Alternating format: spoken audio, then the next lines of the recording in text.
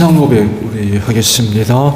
나는 전능하신 아버지 하나님 천지의 창조주를 믿습니다. 나는 그의 유일하신 아들 우리 주 예수 그리스도를 믿습니다. 그는 성령으로 잉태되어 동정녀 마리아에게서 나시고 본디오 빌라도에게 고난을 받아 십자가에 못 박혀 죽으시고 장사된 지 사흘 만에 죽은 자 가운데서 다시 살아나셨으며 하늘에 오르시어 전능하신 아버지 하나님 우편에 앉아 계시다가 거기로부터 살아있는 자와 죽은 자를 심판하러 오십니다. 나는 성령을 믿으며 거룩한 공교회와 성도의 교제와 죄를 용서받는 것과 몸의 부활과 영생을 믿습니다. 아멘. 288장 부르시고 말씀을 보죠.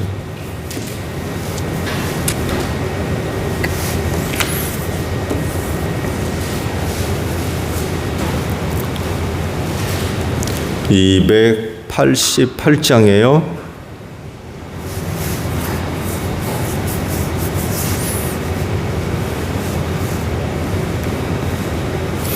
예수를 나의 구주 삼고 성령과 피로써 거듭나니 이 세상에서 내 영혼이 하늘의 영광 누리도다.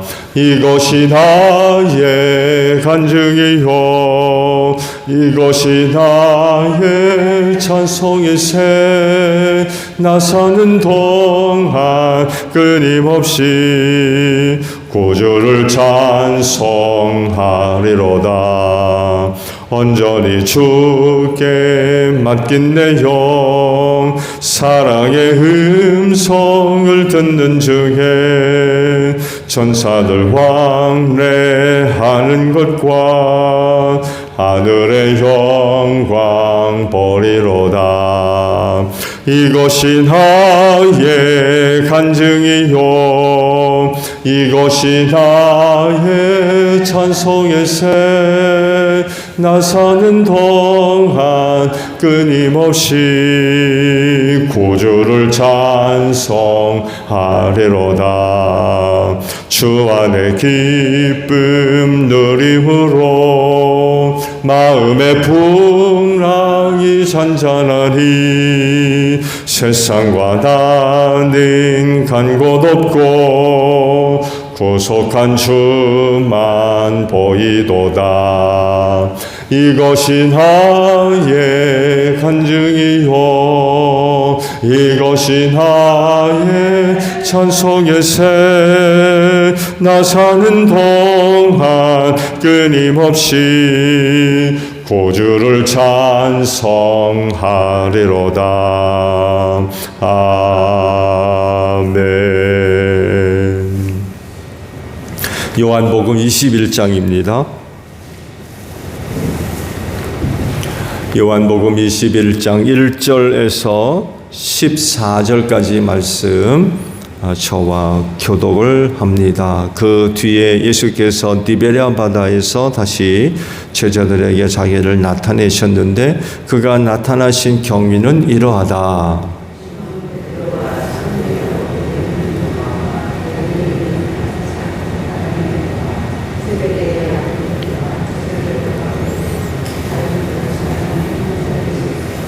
시몬 베드로가 그들에게 말하기를 나는 고기를 잡으러 가겠소 하니 그들이 우리도 함께 가겠소 하고 말하였다. 그들은 나가서 배를 탔다. 그러나 그날 밤에는 고기를 한 마리도 잡지 못하였다.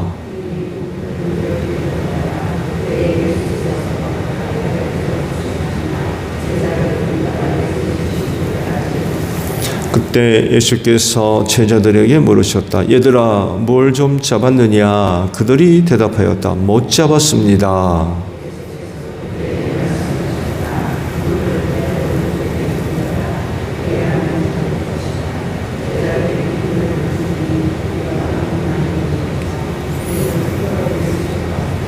예수가 사랑하시는 제자가 베드로에게 저분은 주님이시다 하고 말하였다.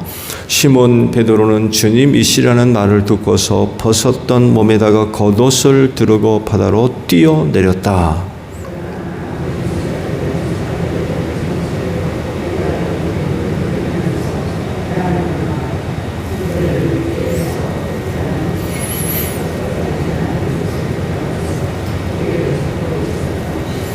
그들이 땅에 올라와서 보니 숯불을 피워 놓았는데 그 위에 생선이 놓여 있고 빵도 있었다.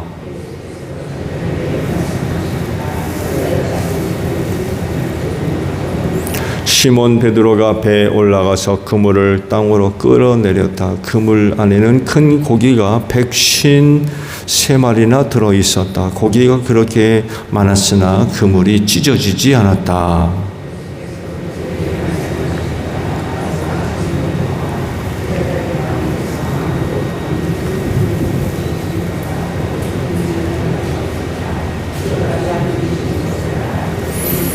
예수께서 가까이 오셔서 빵을 집어서 그들에게 주시고 이와 같이 생선도 주셨다.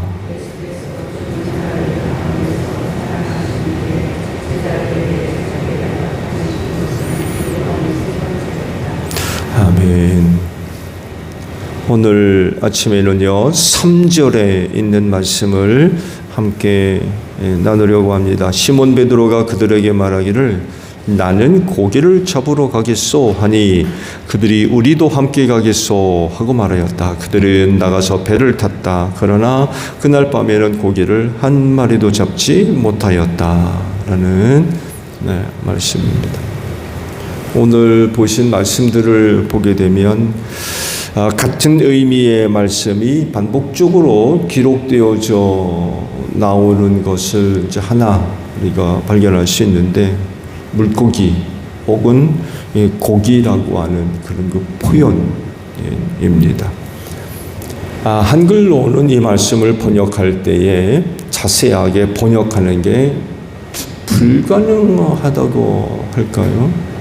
그 단어가 각자 갖고 있는 의미가 조금 달라요. 그냥 고기, 물고기 하면 다 같은 의미로 쓰여졌지만 사실 단어 하나가 의미가 좀 다른 그런 그 단어들로 기록이 되어져 있고요. 이것을 우리가 자세하게 좀 볼 필요가 있는 것은 그렇게 자세하게 좀 알아봄으로 인하여 그 구절에 대한 이해를 우리가 높일 수 있기 때문에 그렇습니다.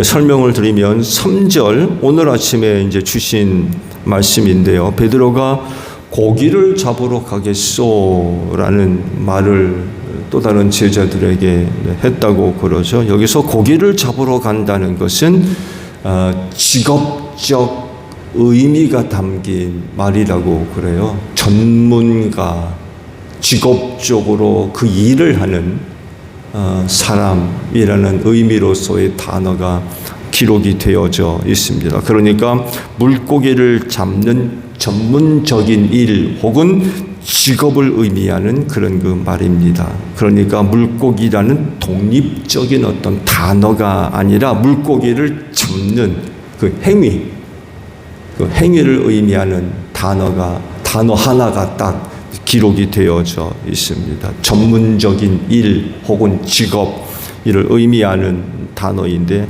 할리우어라는 그런 그 단어가 쓰여졌다고 그래요. 이 단어가 이렇게 기록됨으로 인하여서 물고기 잡는 전문가 혹은 물고기 잡는 직업, 물고기를 전문적으로 잡는 일을 하는 사람 이런 의미로서의 이 단어 하나가 기록이 됐다고요. 물고기라고 해서 물고기와 관련된 단어를 기록하고 있는 게 아니라 그 일을 전문적으로 하는 사람을 상징하는 의미하는 그 단어가 그렇게 기록이 되어져 있다고 합니다.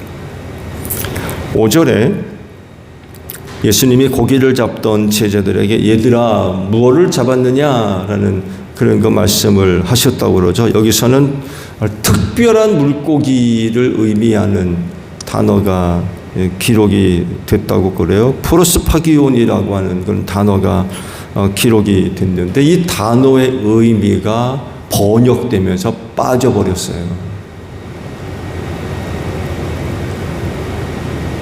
프로스바기온이라고 하는 단어에 대한 의미가 해석이 돼야 되는데 이게 빠져버린 거예요. 그냥 얘들아 뭘 잡았느냐 이렇게 번역이 됐는데 사실은 이 단어의 의미가 누락이 됐던 거죠. 이 단어는 무슨 뜻이냐면은 빵에 넣어 먹는 물고기라는 뜻이 있대요. 빵에 넣어 먹는 물고기. 이걸 프로스바기온이라고 하는 단어를 쓴다고 합니다. 얘들아 뭘 좀 잡았느냐라고 했을 때 이 프로스바기온을 예수께서 말씀하셨던 거예요. 너희가 물고기를 잡고 있는데 이 빵에 넣어서 먹을 수 있는 물고기를 잡았니? 이런 의미인 거죠. 특별한 물고기. 그냥 잡는 대로 잡아내는 그런 물고기가 아니라 빵에 넣어 먹는 물고기. 그런 의미가 있는 단어라고 합니다. 6절 하반절에는 고기가 너무 많이 걸려서라는 그런 그 말씀이 있죠. 여기서 말씀하신 고기는 여러분이 잘 알고 있는 익투스라는 그런 그 단어입니다. 예수 그리스도를 상징하는 의미로서 자동차에들 그 물고기를 걸어놓죠. 그게 바로 익투스입니다. 여기서 바로 이 물고기라는 그 단어가 쓰여졌어요. 9절 중반절에는 그 위에 생선이 놓여 있고라는 그런 그 말씀이 있죠. 여기서 생선은 옵사리온이라는 단어가 쓰여졌는데 소금 간을 한 물고기래요. 옵사리온은 소금 간을 한 물고기. 그걸 이제 숯불에 올려놓고 구웠던 거죠. 예수께서 제자들을 먹이기 위해서 소금 간을 한 물고기를 준비하셔서 숯불 위에 굽고 계셨던 거죠. 그러니까 아무래도 소금 간을 했으니까 먹으면 짭짤하겠죠. 소금 간을 한 물고기. 오늘 아침에 주의를 기울일 말씀은 3절에 있는 말씀입니다. 이 말씀을 보게 되면 여러분도 이 말씀을 볼 때 여러분의 머리를 스치는 그런 그 상황이 하나 스치고 지나갈 겁니다. 어떤 상황이 떠오르십니까? 처음 베드로를 부르셨을 때의 상황입니다. 사람 낚는 어부 만들겠다 하시면서 그를 부르셨죠. 그랬을 때에 그가 갖고 있었던 것 다 버려두고 예수를 쫓았죠. 그랬던 그가 3년 만에 다시 손에 그물을 잡고 그 밤에 물고기를 잡고 있었던 거죠.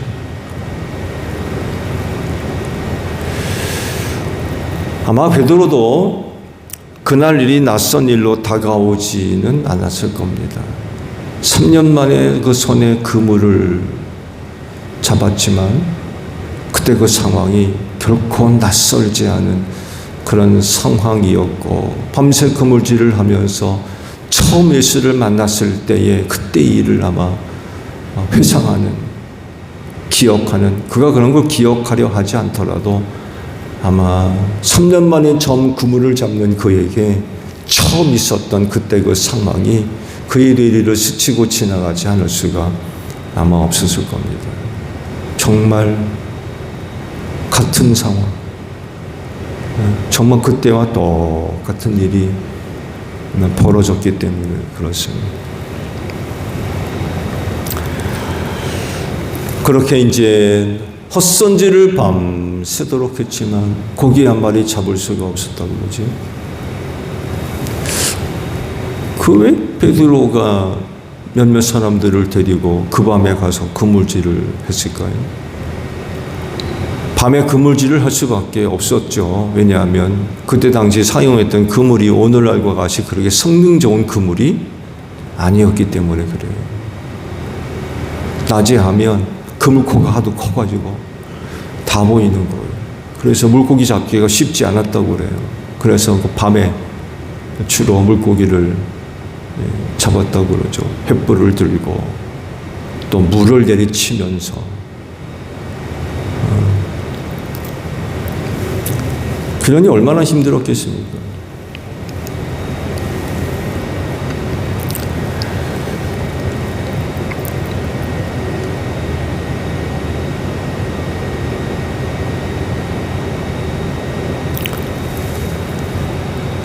그때 제자 하나가 말씀을 보게 되면 요한이 있었던 것 같아요. 예수께서 사랑하시는 제자가 저분이 예수님이다, 주님이시다라고 이야기를 해줬다고 그러지요. 그랬을 때에 베드로는 서슴없이 물속으로 뛰어들었다고 그러지요. 그리고 헤엄을 쳐서 예수가 있는 곳으로 나왔다고 말씀을 하세요.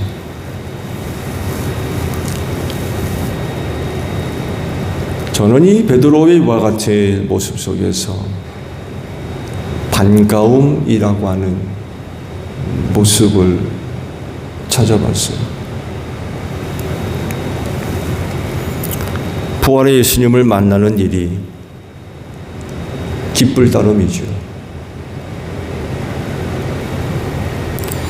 이제는 그 어떤 의심이나 의문이나 반감, 부정적인 그 어떤 것도 없는, 그저 그 예수님을 만나면 기쁘고 즐겁고 반갑고 감사하고 평안하고,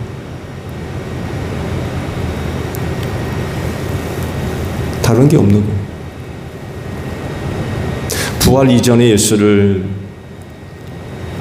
만나던 때와 부활 이후 예수님을 만나는 것과는 아마 큰 차이가 있었을 겁니다.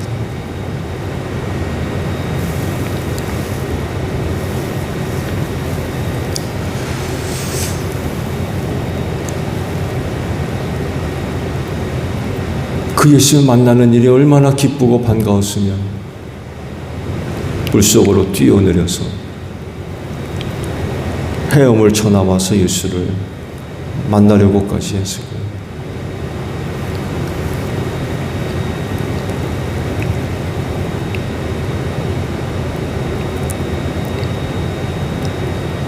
당시 그 제자들이 뭇가에서 호수까지 고기를 잡던 거리가 미터로 따지면 한 90m 정도 된다고 그래요. 거기를 이제 헤엄을 쳐서 나와 예수를 만났던 거죠. 베드로가 그렇게 할 정도로 예수님은 반가웠던 분, 또 만나고 싶은 분, 만나면 기쁘고 즐겁고.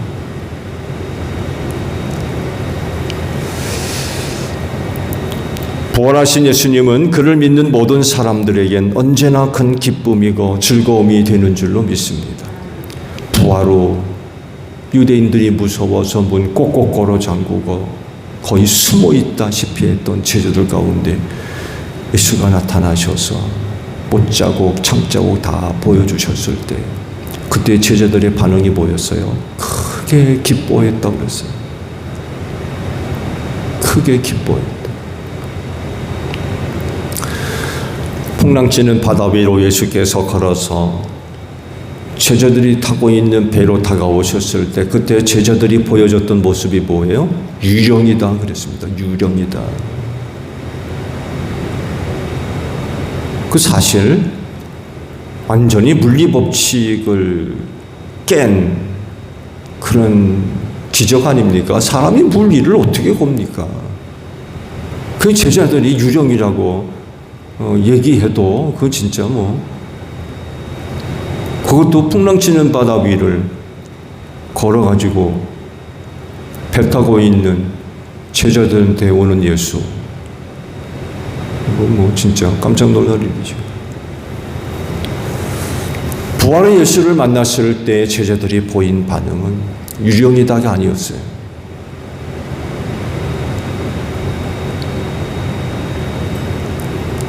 그 예수를 만났을 때 크게 기뻐했대.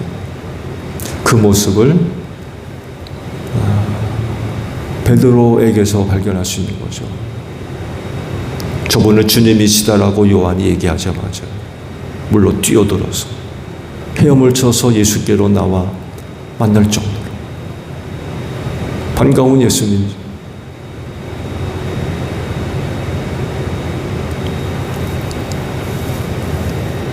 부활 사건으로 말미암아 이전에 있었던 모든 그런 그 문제들이 말끔하게 해결되는 그런 그 은혜들이 아마 제자들에게 있었을 겁니다.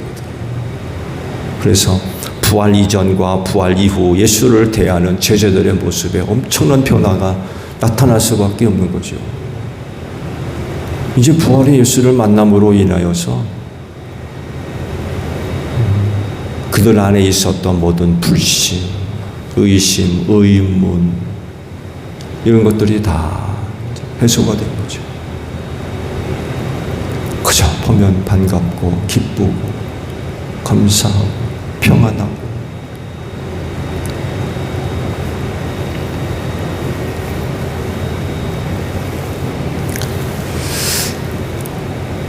그래서 오늘 우리도 그 부활의 예수를 믿는 사람들로서 베드로와 같은 그 마음과 그런 그 모습을 가지고 주님 앞으로 나아가야 되지 않을까.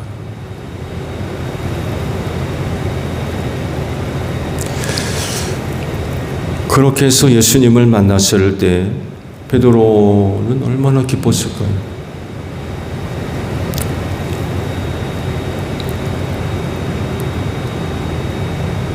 그렇게 할 정도면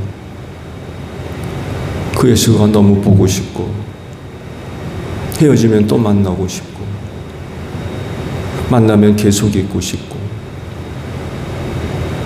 그런 그 모습을 헤엄쳐서 예수님께로 나아가는 베드로의 그 모습 속에서 우리가 그런 베드로의 애틋한 마음을 발견할 수가 있는 것 같아요.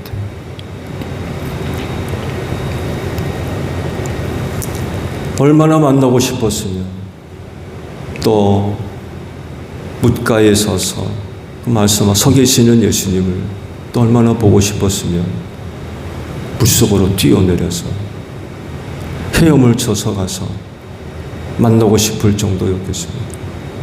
부활의 예수는 바로 이런 분이셨던 거죠. 오늘도 주님 앞에 오셨는데 여러분은 어떤 마음으로 오셨나요?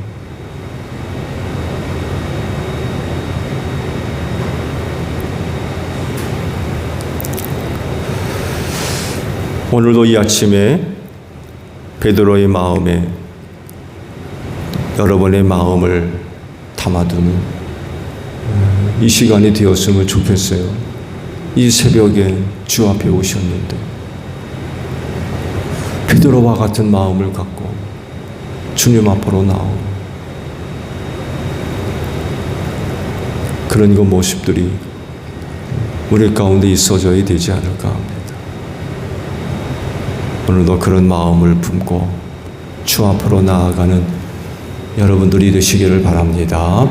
주기도문 합니다. 하늘에 계신 우리 아버지, 아버지의 이름을 거룩하게 하시며 아버지의 나라가 오게 하시며 아버지의 뜻이 하늘에서와 같이 땅에서도 이루어지게 하소서. 오늘 우리에게 일용할 양식을 주시고 우리가 우리에게 잘못한 사람을 용서하여 준 것 같이 우리 죄를 용서하여 주시고 우리를 시험에 빠지지 않게 하시고 악에서 구하소서. 나라와 권능과 영광이 영원히 아버지의 것입니다. 아멘. 기도하겠습니다.